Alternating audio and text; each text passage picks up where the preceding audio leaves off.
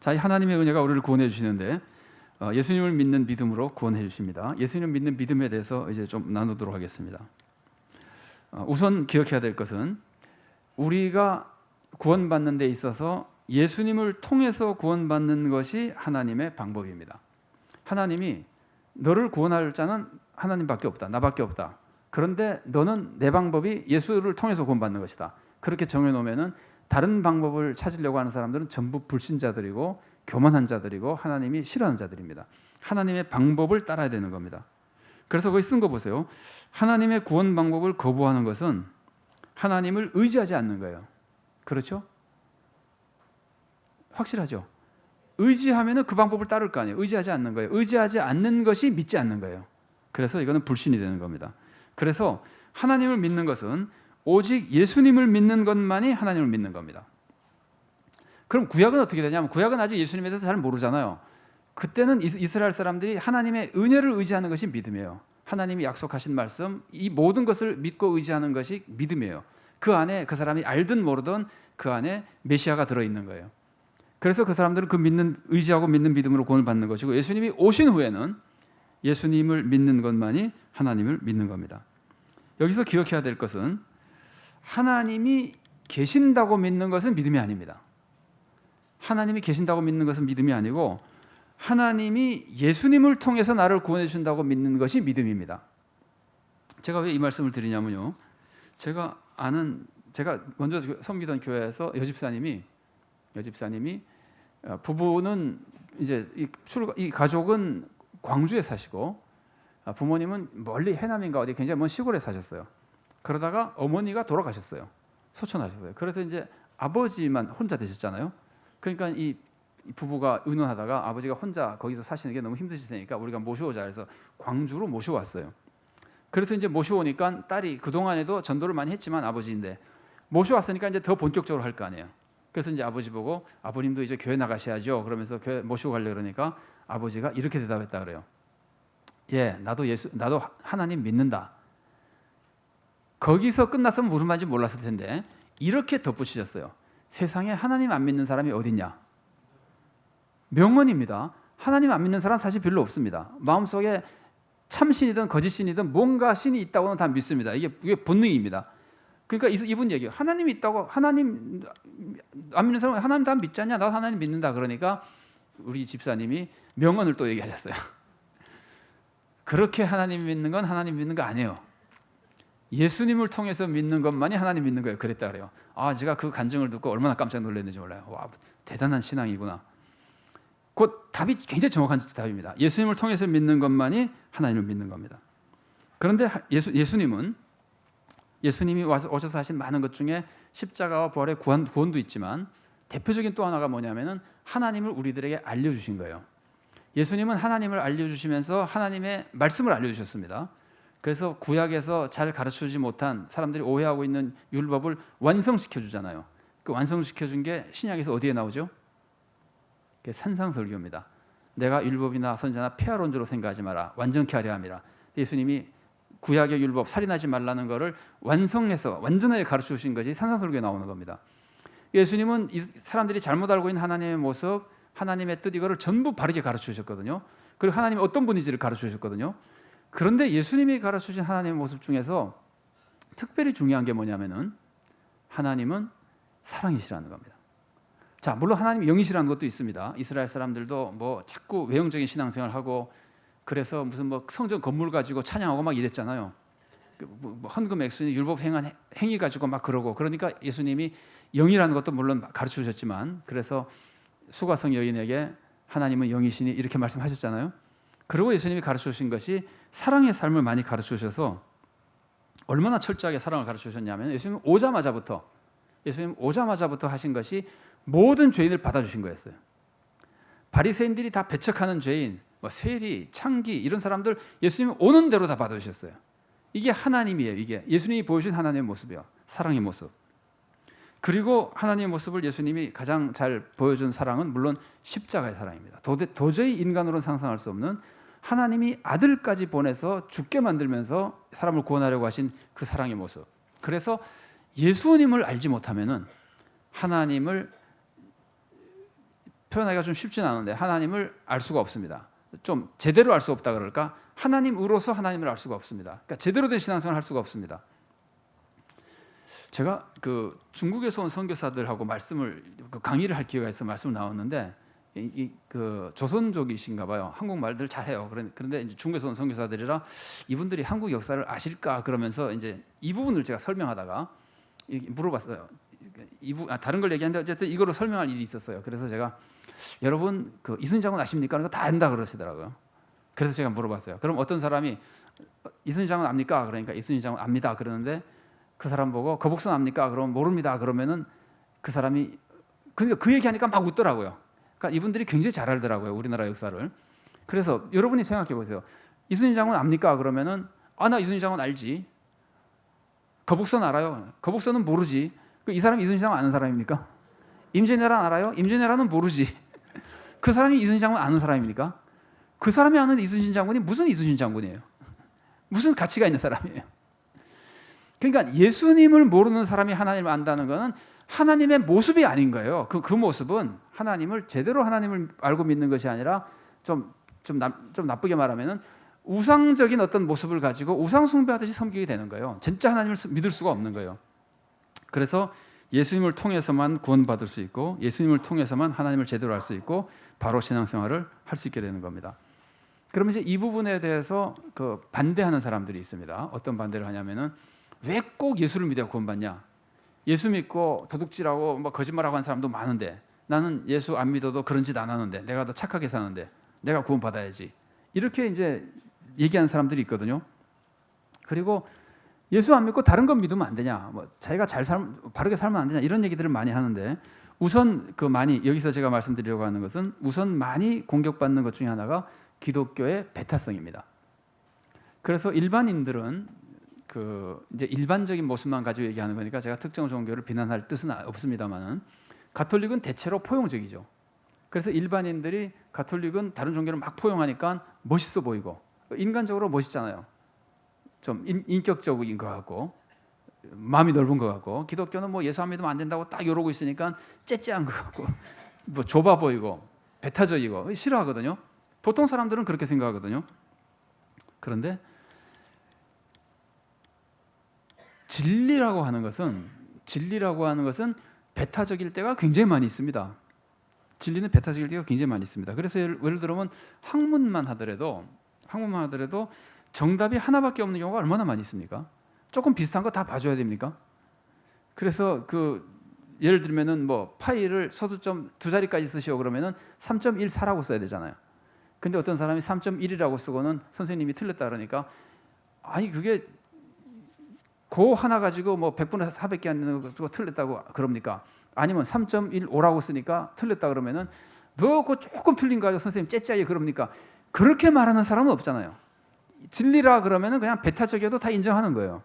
근데 구원의 진리에 배타성이 있는 것이 그렇게 이상할 게 없잖아요. 하나님이 한 분이시고 하나님이 그것만 구원의 길로 열어주셨는데. 자, 우선 넘어가겠습니다. 종교다원주의라고 하는 것이 있어요. 종교다원주의는요, 다른 종교에도 여러 종교의 구원이 있다고 믿는 겁니다. 좀 달리 말하면은 기독교인인데 저 사람은 종교다원주의다 그러면은 기독교 외에 예수님 외에도 구원의 길이 있다고, 다른 종교에도 구원의 길이 있다고, 다른 종교를 믿어도 구원 받는다고 믿는 게 종교다원주의예요. 요거하고는 달라요. 종교다원화 사회를 우리가 인정하고 살아간다는 것과는 전혀 달라요. 종교다원화 사회는 많은 사람들이 자기가 원하는 종교를 가지고 나름대로 종교 생활을 하는 것이고 우리는 그 사람들을 인격적으로 존중해 줘야 된다. 우리는 지금 그런 사회에 산다. 강제로 종교를 강요하거나 그러면 안 된다. 이거는 종교다원화 사회를 인정하는 모습이에요. 이거는 다른 종교에 구원이 있다고 믿는 것이 아니라 다른 종교를 그 사람이 선택해도 그 사람의 인권을 존중하는 거예요. 좀 다른 거예요. 예를 들어 보겠습니다. 우리가 불교에서 연등 행사를 하면은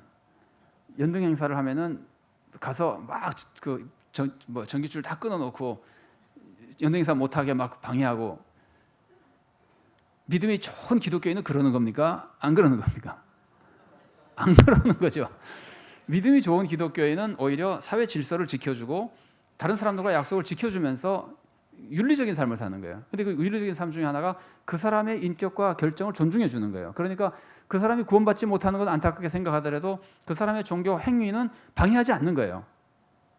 맞죠? 그죠? 그거는 종교다원주의가 아니에요. 종교다원주의가 아니라 종교다원화된 사회 속에서 다른 사람을 존중하며 살아가는 거예요.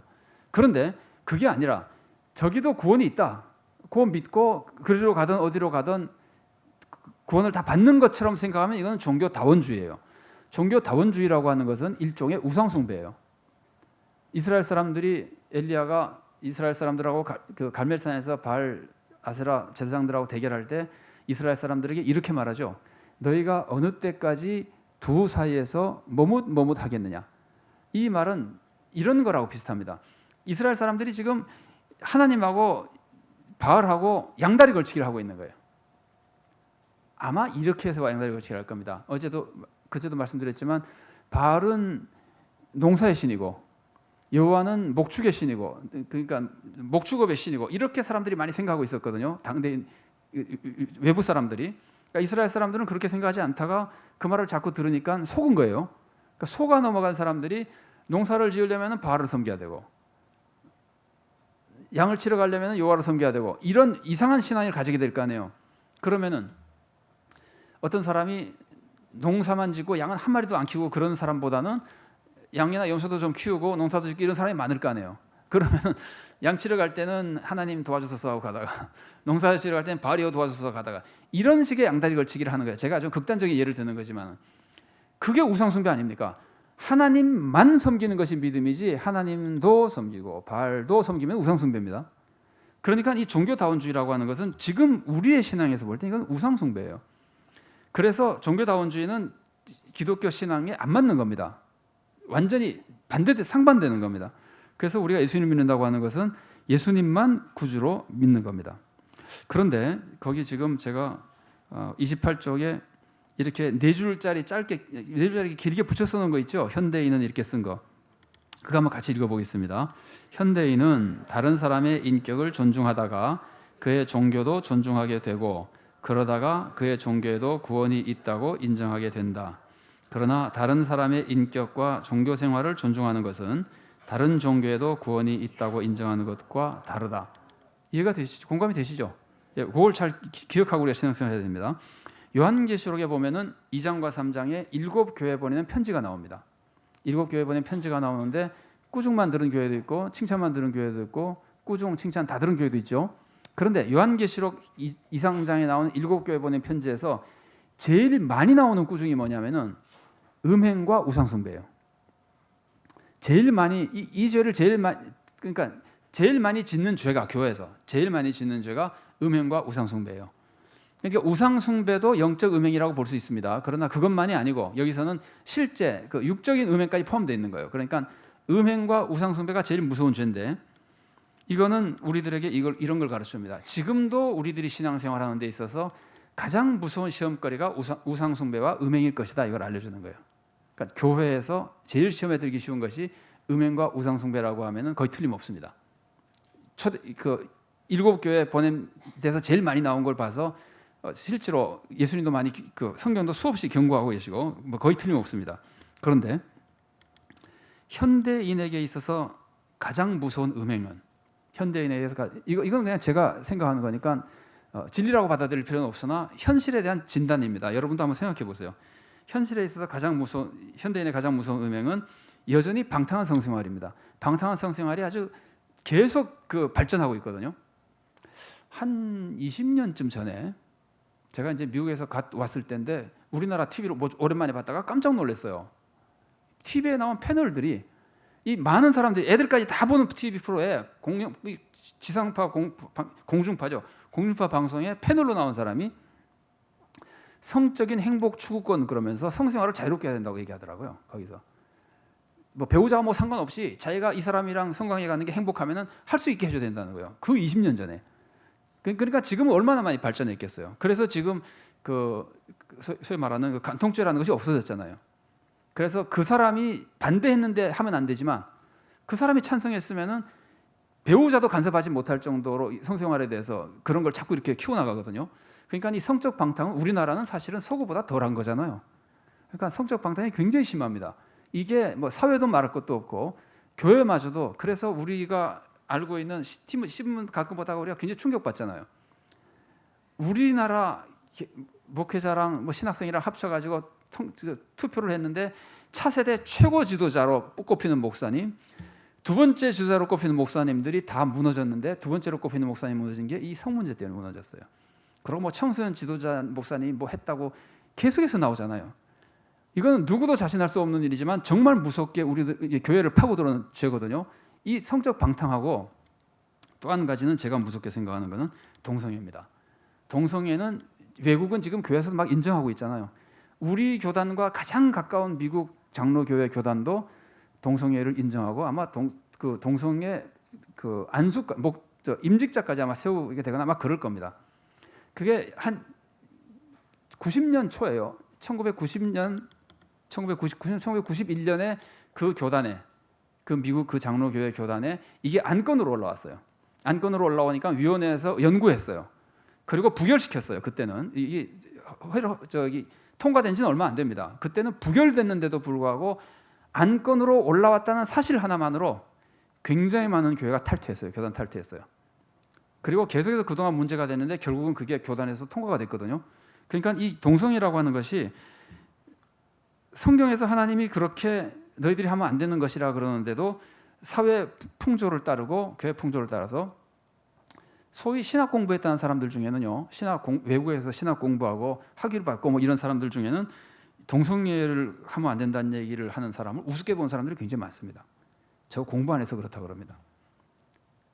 그러니까 이런 것이 아마 현대인 혹은 현대교회 아주 무서운 우상숭배로, 음행으로 닥쳐올 것이고, 현대인에게서 가장 무서운 우상숭배는 하나는 돈이고, 이 돈은 원래부터 제일 무서운 우상숭배예요.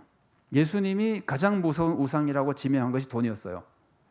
이런 말씀하셨잖아요. 너희가 하나님과 재물을 겸하여 섬길 수 없느니라. 이 말은 하나님 섬기는데 가장 무서운 라이벌이 돈이 될 것이다. 너희들에게는 이 말이거든요.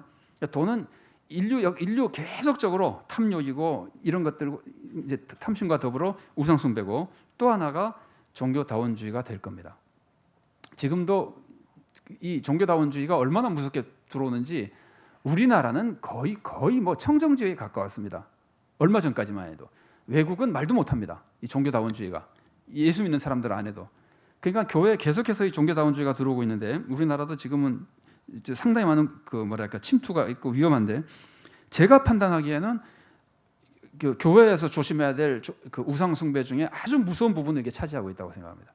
그러니까 우리 성도님들이 이 문제에 대해서 진지하게 고민하고 계시고, 똑똑하고 잘 나가는 사람, 학위 많이 받은 사람들 얘기한다고 믿지 마세요. 우리는 사람의 말을 믿는 것이 아니라 성경을 따라야 되는 사람입니다.